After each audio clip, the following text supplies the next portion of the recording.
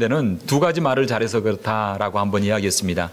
첫째는 우리가 어릴 때 자랄 때부터 어머니들이 항상 코를 풀어주면서 흥해라 흥 해가지고 우리나라가 경제적으로 부흥하게 되었고, 그다음 우리나라가 잘하는 말이 뭘 해도 죽겠다, 좋아 죽겠다, 심지어는 좋아 죽겠다, 밥 먹어도 맛있어 죽겠다, 이런 죽겠다 말을 잘하는데, 이 말의 의미가 죽게 있다, 모든 게 다 죽게 있다라고 하는 그런 주권적 고백이 있어서 우리나라가 영적으로 부흥이 됐다, 교회가 많아지게 됐다, 그런 이야기를 하고 있습니다. 그런데 이 영적으로 해석을 해서 잘해야 되는데, 진짜 죽고 싶다 그런 말을 자꾸 하면 진짜 죽게 되는 그런 일들이 많습니다. 그래서 우리나라가 경제적으로 부흥하고 성장했지만 참 이렇게 내적으로는 굉장히 공허하고 그리고 마음이 허한 그런 우리나라 백성들이 굉장히 많습니다. 그래서 조그만한 어려움이 와도 견디지를 못하고 또 자살을 하고 그런 비참한 일들이 참 많이 있는 것을 봅니다. 얼마 전에 제가 동아일보를 보는데 이런 기사가 나와 있어 제가 스크랩을 해서 이렇게 왔었는데요. 그 제목이 뭐냐면 죽고 싶을 때라고 하는 그런 동아일보에 나온 내용입니다. 제가 한번 읽어드리겠습니다. 죽고 싶다는 생각이 들면 하루 동안 아무것도 먹어보지 말아보세요. 배고파 죽습니다. 죽지 않았다면 앞선 하루 동안 먹지 못했던 음식을 쌓아놓고 다 먹어보세요. 배 터져 죽습니다. 이것도 안 되면 하루 동안 아무 일도 하지 말아보세요. 심심해 죽습니다. 그래도 안 죽으면 자신을 힘들게 하는 일에 맞서서 2배로 일해보세요. 힘들어 죽습니다. 혹시 안 죽으면 500원만 투자해서 즉석 복권을 사서 긁지 말고 바라만 보세요. 궁금해 죽습니다. 잠시 후 죽을랑말랑 할 때 긁어보세요. 반드시 꽝일 것입니다. 그러면 열받아 죽습니다. 그래도 죽고 싶다면 홀딱 벗고 거리로 뛰쳐나가 보세요. 쪽팔려 죽습니다. 이상의 방법으로도 죽을 수 없다면 아직 자신이 이 세상에서 할 일이 남아있기 때문입니다. 이런 그 내용이 동아일보에 제가 나와 있는 것을 보았습니다. 사랑하는 성도 여러분, 우리가 아직도 죽지 않고 이곳 가운데 살아있다면 할 일이 남아있기 때문인 줄로 믿습니다. 내게 주신 사명, 그 사명 잘 감당할 수 있는 저와 여러분이 되어야 될 줄로 믿습니다. 오늘 예배를 통해서 하나님의 말씀을 듣고 찬양하면서 마음의 성령 충만함과 감동을 받아서 나를 향하신 하나님의 사명이 무엇인가를 발견하고 나아갈 수 있는 저와 여러분이 되어야 될 줄로 믿습니다. 어느덧 2013년도 반이 지나가고 6월이 되었습니다. 빠르게 지나가는 세월 앞에 우리는 올바른 방향으로 잘 가고 있는지, 하나님 앞에서 하나님 말씀 앞에 내 자신을 한번 점검해 볼 수 있는 시간이 되었으면 좋겠습니다. 우리가 잘 사용하는 피아노도 시간이 지나면 줄이 느슨해집니다. 그래서 기준음을 가지고 튜닝을 합니다. 마찬가지로 우리들도 살아가면서 나른해지기 쉬운 이 계절 가운데 하나님 말씀 앞에서 내 자신을 튜닝하면서 하나님 말씀 앞에서 우리의 삶의 줄을 다시 한번 조이고 주님 앞에 아름다운 음을 낼 수 있는, 하나님 앞에 아름다운 찬양을 올려드릴 수 있는 저희들의 생활이 되어야 될 줄로 믿습니다. 이 시간 우리 가슴에 손을 얹고 한번 고백하기로 원합니다. 하나님은 나를 사랑하십니다. 하나님은 나를 치유하십니다. 하나님은 나를 축복하십니다. 할렐루야. 오늘 예배드리는 가운데 이러한 치유와 회복의 역사가 있게 되기를 주의 이름으로 축원합니다. 오늘 성경 본문에 보면 사도 바울이 사랑하는 아들, 영적 아들 디모데에게 편지를 쓰고 있습니다. 디모데후서라 그러면 이제 사도 바울이 마지막으로 기록한 성경입니다. 오늘 본문에 보면 디모데에게 여러 가지 말을 했습니다. 그러나 그 중에 가장 중요한 2가지를 이야기하고 있는데 그게 바로 9절 말씀과 21절 말씀입니다. 9절에 보면 이렇게 이야기하고 있습니다. 너는 어서 속히 내게로 오라. 21절, 겨울 전에 너는 어서 오라 라고 말하고 있습니다. 그저 와라 라는 정도가 아니라 어서 오되 속히 와라, 겨울 전에 어서 너는 오라 라고 이렇게 이야기하고 있습니다. 지금 디모데는 에베소라고 하는 아시아 지역에 있습니다. 그리고 사도 바울은 지금 로마 감옥 가운데, 로마 지하 감옥 가운데 갇혀 있습니다. 서로 멀리 떨어져 있지만 사랑하는 영적 아들이 보고 싶어서 디모데에게 어서 오라, 그것도 겨울 전에 오라 라고 말씀하고 있습니다. 사도 바울은 왜 디모데에게 오늘 이렇게 말씀하고 있습니까? 빨리 오되 겨울 전에 오라고 이야기하고 있습니까? 그것은 겨울이 오기 전에 준비해야 될 것이 있었기 때문입니다. 여기서 겨울이란 무엇을 의미하고 있습니까? 사도 바울에게 겨울이란 단순히 매서운 추위나 혹독한 눈보라만을 이야기하고 있지 않습니다. 사도 바울에게 겨울이라고 하는 것은 바로 인생의 겨울임을 의미하고 있습니다. 오늘 성경에 보면 그런 내용을 암시하고 있는데 사도 바울이 이제 느끼기 시작합니다. 내 인생에 겨울이 왔구나. 내 인생에 겨울이 왔구나. 그 겨울이라고 하는 것은 자신이 이제 얼마 있지 않아 이 세상을 떠나 하나님 앞에 가야 될 날을 느꼈다라고 하는 것입니다. 어디에서 그것을 볼 수 있습니까? 오늘 본문 앞절 6절에 보면 6절에서 8절까지 보면 이렇게 이야기합니다. 관제와 같이 벌써 내가 부음이 되고 나의 떠날 기약이 가까웠도다. 내가 선한 싸움을 싸우고 달려갈 길을 마치고 믿음을 지켰으니 이제 후로는 나를 위하여 의의 면류관이 예비되었으므로 라고 고백하고 있습니다. 이제 하나님 앞에 예배를 드릴 때에 포도주나 기름을 부어서 제사를 예배를 드리는데 관제를 부음같이 기름을 부음같이 내 인생이 이제 부음바 되었고 이제 나의 달려갈 길을 마치게 되었다. 그러므로 인생의 겨울 앞에 자기가 사랑했던 그 디모데가 보고 싶어서 그렇게 오라라고 이야기하고 있습니다. 사도 바울에게 겨울이란 무엇을 의미합니까? 그의 삶 가운데 외로움이었습니다. 사도 바울은 젊었을 때 주를 위하여 헌신했습니다. 평생을 오늘 성경 본문에 기록한 시점을 보면 약 그의 나이가 80이 넘는 그러한 시기였습니다. 이제 육체적으로는 예전과 같지 않고 취약해져 있습니다. 사도 바울은 사실 오직 복음만을 위하여 달려왔기 때문에 일생을 통하여 결혼도 하지 아니하고 신랑 되신 예수님만 바라보고 일생을 달려왔습니다. 노년이 되었어도 자기 피붙지 하나 없는 그러한 환경이었습니다. 결혼도 하지 않고 복음을 위하여 살았기 때문입니다. 그런데 사도 바울이 그 연로한 사도 바울이 로마 지하 감옥 가운데 갇혀 있습니다. 빨리 나올 줄 알았습니다. 그런데 사도 바울이 1년이 지나고 2년이 지나고 3년이 지나도 감옥 가운데서 빠져나올 기미가 없습니다. 투옥 기간이 길어지자 주위에 있는 사람들은 하나 둘씩 사도 바울 곁에서 떠나가고 말았습니다. 그 내용을 오늘 본문 10절에 기록하고 있습니다. 데마는 이 세상을 사랑하여 나를 버리고 데살로니가로 갔고 그레스게는 갈라디아로 디도는 달마디아로 갔고 16절은 이야기하고 있습니다. 내가 처음 변명할 때에 나와 함께한 자가 하나도 없고 다 나를 버렸으나 저희에게 허물 돌리기를 원치 아니하노라 라고 말하고 있습니다. 지금까지 함께했던 사람들이 여러 가지 이유 때문에 하나 둘씩 사도 바울 곁을 떠나가 버리고 말았습니다. 지금은 사도 바울과 함께한 자가 하나도 없다라고 이야기하고 있습니다. 이야기하기를 16절에 보니까 저희가 나를 버렸다라고 이야기하고 있습니다. 지금 내가 버림받은 것 같은 느낌을 사도 바울은 받고 있다라고 하는 것입니다. 다른 말로 하면 사도 바울의 삶 가운데 인생의 겨울이 찾아왔다는 것입니다. 죽음이라고 하는 겨울을 맞이하기 시작했습니다. 친구들이 떠나가는 그 추운 감옥 가운데서 외로운 그러한 겨울을 맞고 있다라고 이야기하고 있습니다. 사랑하는 성도 여러분, 저와 여러분들도 마찬가지입니다. 사도 바울에게 찾아왔던 인생의 겨울이 언젠가 저와 여러분들에게도 또 찾아올지 모릅니다. 인생의 겨울이 찾아오기 전에 우리는 무엇을 준비하고 있어야 하겠습니까? 우리는 인생의 겨울을 맞이할 때에 어떻게 해야 되겠습니까? 첫째로 우리는 나와 영원히 동행해 주시는 주님을 만나야 될 줄로 믿습니다. 인생의 겨울을 만나면 믿고 의지했던 사람들이 하나둘씩 우리 곁을 떠나가게 되어집니다.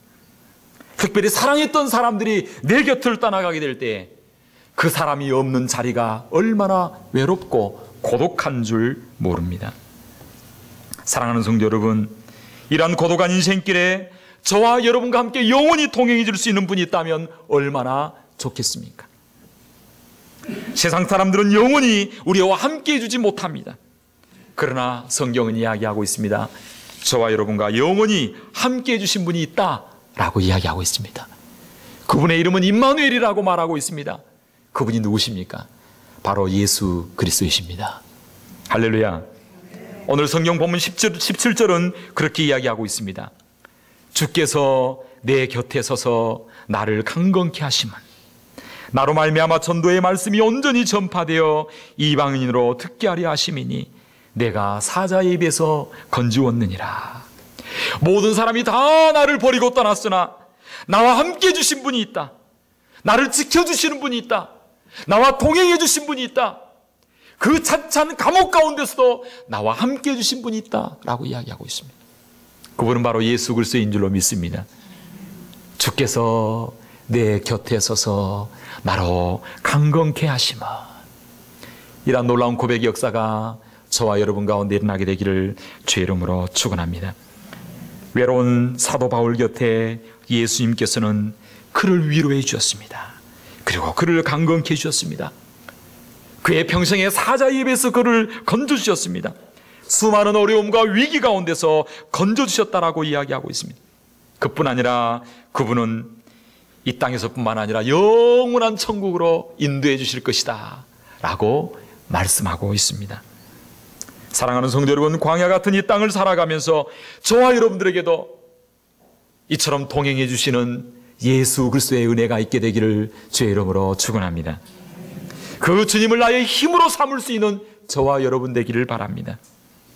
때로는 우리 하나님께서 감당할 수 없는 사자의 입에 그 씹힌 것 같은 그런 고난 가운데 있을지라도 우리 하나님께서 그 사자의 입을 벌려서 저와 여러분을 구원해 주시는 그날 은혜를 체험하게 되기를 주의 이름으로 축원합니다. 내가 어찌할 수 없는 질병의 문제 앞에 우리 주님께서 역사해 주심으로 이 시간 그 질병으로부터 자유하게 해주시는, 인생의 무거운 짐으로부터 자유하게 해주시는 그런 은혜의 역사를 체험할 수 있게 되기를 주의 이름으로 축원합니다. 오늘도 이러한 은혜를 저와 여러분들에게 부어주실 줄로 믿습니다. 할렐루야. 무엇보다도 우리 주님은 주님을 만난 사람들에게 우리가 돌아갈 영원한 집을 준비해 주신다라고 이야기하고 있습니다. 오늘 보면 18절은 이렇게 이야기합니다. 주께서 나를 모든 악한 일에서 건져내 주시고 또 그의 천국으로 들어가도록 구원하시리니. 할렐루야. 우리 주님께서는 저와 여러분들에게 영원한 천국으로 들어가도록 인도해 주신다라고 말씀하고 있습니다. 사랑하는 성도 여러분, 여러분은 돌아갈 집이 있으십니까? 이 땅에서의 인생의 소풍이 끝나는 날 돌아갈 집이 있게 되기를 주의 이름으로 축원합니다. 인생의 겨울을 만나기 전에 이 집을 잘 예비할 수 있는 저와 여러분 되기를 바랍니다. 우리 주님께서는 말씀하고 있습니다. 주께서 나를 모든 악한 일에서 건져주시고 그의 천국으로 인도해 주신다라고 말하고 있고, 요한복음 14장 1절에 너희는 마음에 근심하지 말라. 하나님을 믿으니 또 나를 믿으라. 내 아버지 집에 거할 곳이 많도다. 할렐루야. 내 아버지 집에 거할 곳이 많도다. 이러한 놀라운 복을 주시는 분이 바로 예수 그리스도이십니다. 사도 바울은 이야기하고 있습니다. 그러므로 너는 어서 속히 내게로 오라. 겨울 전에 어서 오라. 주님을 만나기에 주님께 나아오는 것도 항상 기회가 있는 것이 아닙니다. 겨울이 오기 전에 가야 하는 것입니다. 그 기회가 언제입니까? 바로 지금인 줄로 믿습니다. 고린도후서 6장 2절은 이야기하고 있습니다. 가라사대 내가 은혜 베풀 때에 너를 듣고 구원의 날에 너를 도왔다 하셨으니 보라 지금은 은혜 받을 만한 때요, 보라 지금은 구원의 날이로다. 인생의 겨울이 오기 전에 주님을 만날 뿐만 아니라 이 주님을 다른 많은 사람들에게 소개해서 그들의 인생의 겨울이 오기 전에 예수 그리스도를 만나고 이러한 놀라운 복을 받아 누리는 역사가 있도록 저와 여러분들이 힘쓰고 애쓰고 기도하고 나아가야 될 줄로 믿습니다. 인생의 겨울이 오기 전에 우리는 무엇을 해야 하겠습니까? 둘째로 우리는 관계를 회복하고 뜨거운 사랑의 삶, 사랑의 삶을 살아야 될 줄로 믿습니다. 사도 바울은 인생의 겨울을 맞이하기 전에 한 사람을 만나보기를 원했습니다. 그래서 디모데에게 부탁합니다. 너는 올 때에 한 사람을 데리고 오라. 그 사람이 누구입니까? 그 사람이 누구입니까? 오늘 성경 본문 11절은 그렇게 이야기합니다. 누가만 나와 함께 있느니라. 내가 올 때에 마가를 데리고 오라. 저가 나의 일에 유익하니라. 왜 사도 바울은 마가를 데리고 오라고 합니까? 마가는 도대체 누구입니까? 마가는 바나바의 조카였습니다. 근데 사실 바나바와 마가는 집안 대대로 부자였습니다. 그래서 성경에 아주 부유한 사람들 중에 한 사람이 바나바와 마가입니다. 근데 이 마가는 어릴 때부터 아마 평안한 가운데 잘 자랐을 것입니다. 그런데 가정에 복음이 들어오게 되어지고 예수를 믿게 되었습니다. 그래서 사도 바울이 1차 선교 여행을 바나바와 함께 자기 삼촌과 함께 1차 선교 여행을 떠날 때 마가가 함께 동참하게 되어집니다. 그런데 선교 여행을 하는 가운데 이 아시아 지역 가운데 들어가게 될 때 그곳 가운데서 무슨 연유가 있었는지 마가가 포기하고 맙니다. 아마 어떤 선교학자들은 이야기하기를 그 선교지 가운데 모기가 너무나 많아서 부유하게 살았던 마가가 그 모기의 괴로움을 견디다 못해 포기하고 돌아갔다라고 기록하고 있습니다. 그런데 어떤 연인지 모르지만 이 마가가 힘이 들어서 선교를 포기하고 돌아갔습니다. 그때 사도 바울의 마음이 심히 상하고 힘들었습니다. 그 일 후에 2차 단기 선교, 2차 선교 여행을 떠나게 되는데 그때 마가가 이야기합니다.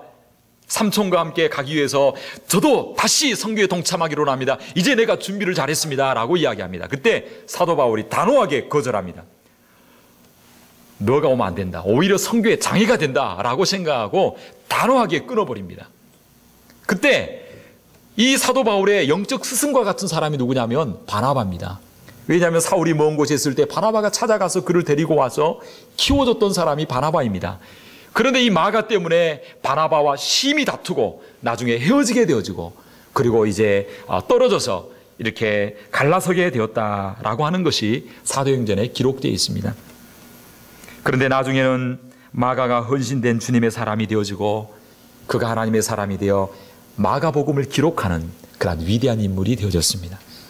사도 바울이 인생의 겨울이 오기 전에 마가를 다시 만나보기를 원한 것은 그와 관계가 회복되기를 원했기 때문입니다. 지난날 자신 때문에 가슴 아파했을 마가를 위로하고 그리고 그를 격려해 주기를 원했습니다. 그래서 사도 바울은 마가를 데리고 오라 말하고 있습니다. 사랑하는 성도 여러분, 우리 삶 가운데 회복되어야 할 관계가 있지는 않습니까? 혹시 응어리진 마음으로 원망하고 섭섭한 마음으로 살아가고 있지는 않습니까? 인생의 겨울이 오기 전에 다시 관계가 회복될 수 있게 되기를 바랍니다. 먼저 찾아갈 수 있게 되기를 바랍니다. 그 사람이 부모님일 수 있고 형제 자매일 수 있고 사랑하는 남편과 아내일 수 있습니다. 우리 교회 교인일 수 있고 이웃일 수 있습니다. 겨울이라고 하는 것은 우리를 기다려주지 않습니다. 우리 개인에게 가정에 개인에게 겨울이 찾아올 뿐만 아니라 우리 가정에도 겨울이 찾아올 수 있습니다. 매일 들어오던 남편이 갑자기 돌아오지 않을 때가 있습니다. 매일 속썩였던 아이들이 보이지 않을 때가 있습니다. 언제나 반갑게 맞아주던 아내가 기다려주지 않을 때가 있습니다. 언제나 갈 수 있었던 교회가 우리가 가지 못할 때가 있습니다. 사랑하는 성도 여러분, 기회가 있을 때 사랑한다 말하고 기회가 있을 때 죄 몸된 교회를 위하여 봉사하고 충성할 수 있게 되기를 주의 이름으로 축원합니다.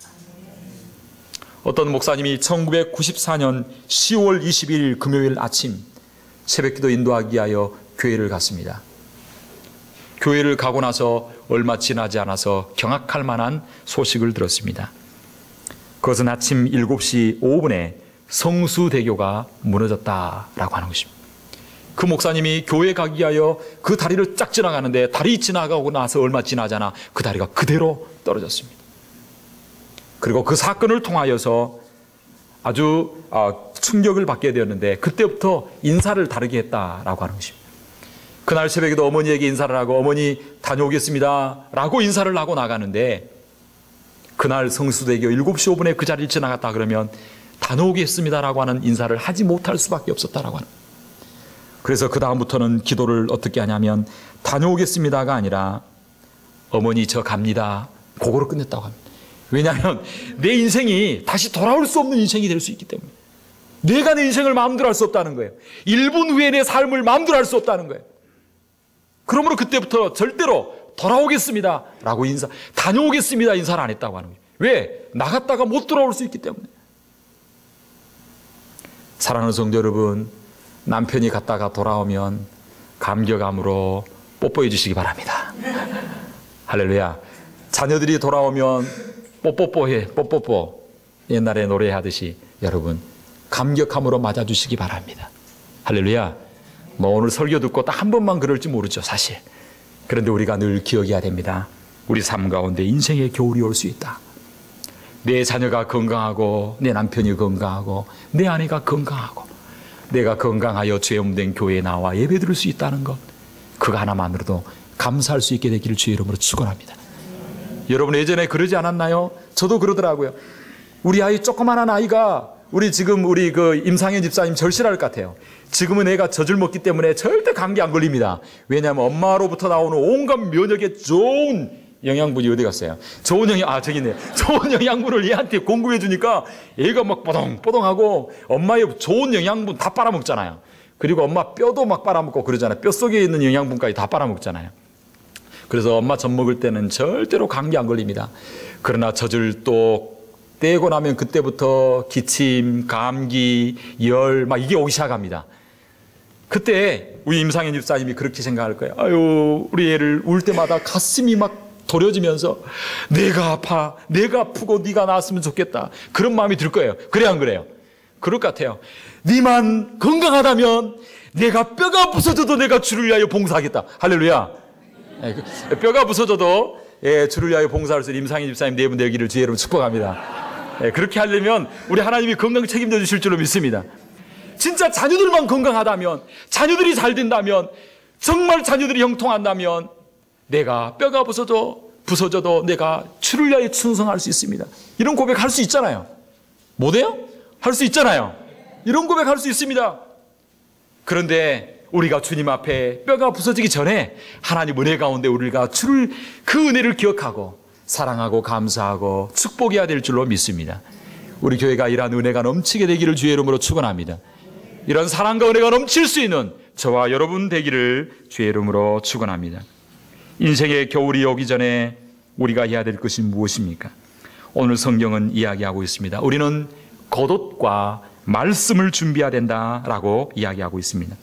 오늘 본문 13절은 추운 겨울을 맞이하는 사도 바울이 준비해야 될 것을 두 가지 이야기하고 있습니다. 내가 올 때에 내가 들어와 가보의 집에 둔 겉옷을 가져오고, 또 책은 특별히 가죽 종이에 쓴 것을 가져오라 라고 이야기하고 있습니다. 여기서 특별히 겉옷과 가죽 종이에 쓴 책을 이야기하고 있는데 이것이 무엇인가 한번 살펴보므로 말씀을 마치도록 하겠습니다. 로마의 겨울은 매우 추웠습니다. 특별히 불기도 없는 차가운 감옥 가운데 있는 사도 바울의 모습은 더 추웠습니다. 그래서 사도 바울은 들어와 가보의 집에 있는 그 겉옷을 가져오라 이야기하고 있습니다. 여기서 겉옷은 무엇을 의미합니까? 창세기 3장에 보면 아담과 하와가 범죄함으로 벌거벗게 되었습니다. 그래서 부끄러워 숨게 되었습니다. 그때 우리 주님께서 한 옷을 지어서 가지고 오는데 그 옷이 뭐냐면 가죽 옷이었습니다. 이 가죽 옷은 아담과 하와의 수치를 가려주는 것이었습니다. 이 가죽 옷이 지어지려면 한 동물이 피를 흘려 죽음으로 말미암아 가죽 옷이 지어졌는데, 이 가죽 옷은 바로 예수 그리스도의 보혈과 예수 그리스도의 의를 의미하고 있습니다. 그래서 로마서 13장 14절은 이야기합니다. 오직 주 예수 그리스도로 옷 입고 정욕을 위하여 육신의 일을 도모하지 말라 말씀하고 있습니다. 갈라디아 3장 27절은 이야기하고 있습니다. 누구든지 그리스도와 합하여 세례를 받은 자는, 따라합시다, 그리스도로 옷 입었느니라. 이 옷을 입었다는 것은 그리스도로 옷 입었다라고 하는 것입니다. 겉옷을 준비한다는 것은 예수 그리스도의 의로 옷 입는 것입니다. 마태복음 22장에 보면 이 예복을 입지 않는 자는 바깥 어두운 데서 슬피 울며 이를 갈미 쓰리라 라고 이야기하고 있습니다. 예수 그리스도의 의로 옷 입는다는 것은 오늘 이 시대에 우리가 적용하면 무엇을 의미하고 있습니까? 그것은 바로 하나님으로 말미암아 영적 갑옷을 입는 것입니다. 영적 갑옷을 입게 되기를 주의 이름으로 축원합니다. 에베소 6장 1절 너희가 정말로 주 안에서와 그의 힘의 능력으로 강건하여지고 마귀의 계계를 능히 대적하기 위하여 하나님의 전신갑주를 입으라. 할렐루야. 하나님의 전신갑주를 입으라. 예수 그리스도의 의를 옷 입을 뿐만 아니라 날마다 기도를 통하여 전신갑주를 입어야 되는 것입니다. 구원의 투구 의의 흉배, 진리의 허리띠, 복음에 예비된 평안의 신발, 믿음의 방패를 들고 할렐루야, 이 옷을 입고 나아갈 때 인생의 겨울이 악한 사단의 그 공격이 아무리 우리에게 온다고 할지라도 그것을 넉넉하게 이겨나갈 수 있을 줄로 믿습니다. 그러므로 옷을 입으라, 옷을 준비하라고 하는 것은 기도 가운데 전신갑주를 입고 늘 깨어 있으라라고 하는 의미인 줄로 믿습니다. 우리 교회 성도님들은 인생의 겨울이 오기 전에 주님 앞에 기도 가운데 늘 전신갑주를 입고 깨어 있으므로 어떠한 어려움이 와도 넉넉하게 이겨나갈 수 있는 저와 여러분 되기를 주의 이름으로 축원합니다. 이 겉옷을 가져오라고 말할 뿐만 아니라 두 번째로 특별히 가죽 종이에 쓴 것을 가져오라. 이것은 뭐를 의미하냐면 말씀을 의미하고 있습니다. 하나님의 말씀인 성경을 이야기하고 있다라고 하는 것입니다. 하나님의 말씀은 저와 여러분을 구원으로 인도하는 줄로 믿습니다. 하나님의 말씀을 읽는 가운데 비전을 받고 하나님의 말씀을 읽는 가운데 치유가 있고 하나님의 말씀을 읽는 가운데 우리가 하나님의 그 인도한 가운데 올바른 인생의 길을 달려가게 될 줄로 믿습니다. 저는 가끔 우리 성도님들에게 전화신방을 합니다. 전화신방을 하면 참 감동스러운 그런 응답을 많이 받을 때가 있습니다. 어떤 집사님께 전화를 했는데 집사님이 전화를 받지 않더라고요. 계속해서 전화를 했습니다. 그랬더니 나중에 전화를 받았는데 집사님이 하신 말씀이, 목사님, 제가 성경을 읽고 있는데 성경을 마저 다 읽으려고 방해받지 않으려고 전화를 받지 않았습니다. 너무 행복하더라고요. 할렐루야. 목사님이 성경을 많이 읽으라고 해서 제가 지금 성경을 읽고 있습니다. 성경을 요즘 계속 읽고 있습니다. 그런 고백을 들었을 때 얼마나 기쁘고 얼마나 감사했는지 알 수 없습니다.